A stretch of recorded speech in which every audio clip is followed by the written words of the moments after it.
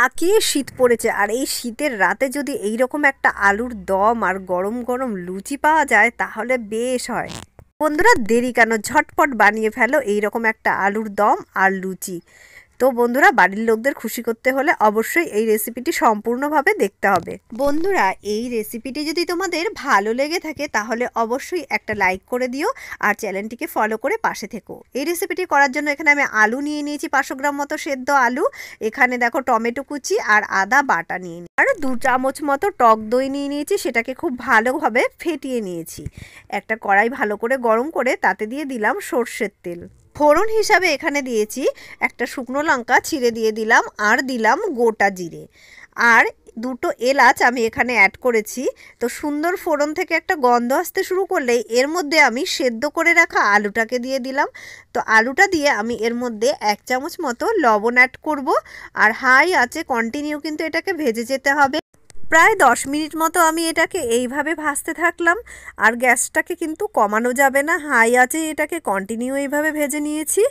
আর এর মধ্যে 1 চামচ আমি হলুদ গুঁড়ো অ্যাড করে দিয়েছি, আর শুনেছি তেলের মধ্যে নাকি চিনি দিলে কালারটা বেশ সুন্দর হয়, তার জন্য আমি এইখানে তেলের মধ্যে একটুখানি চিনি দিয়ে দিলাম। এবার এটাকে দিয়ে ভালোভাবে মিশিয়ে নিয়ে আমি এটাকে 5 মিনিটের মতো ঢেকে দিয়েছিলাম।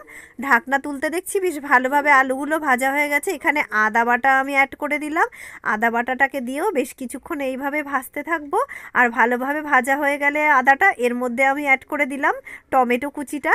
টমেটো কুচি দিয়ে ভালোভাবে যখন টমেটো কুচিটা গরম হয়ে যাবে তখন আমি এটাকে ঢেকে দেব কয়েক মিনিটের জন্য। আর টমেটোটা নরম হওয়ার জন্য এর মধ্যে একটুখানি লবণ দিয়ে দিলাম।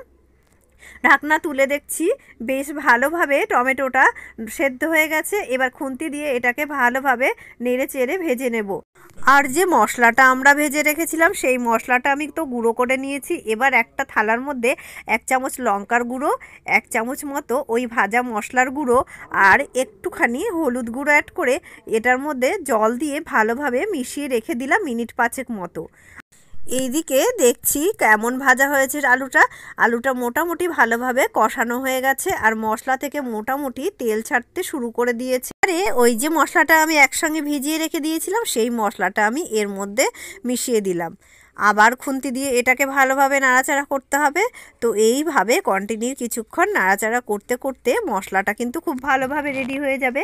আবার 2-1 মিনিটের জন্য ঢেকে দিয়েছিলাম। এবারে অ্যাড করে দিলাম টক দই। টক দই অ্যাড করে দিতেই খুব জল ছাড়তে শুরু করেছে এটা থেকে।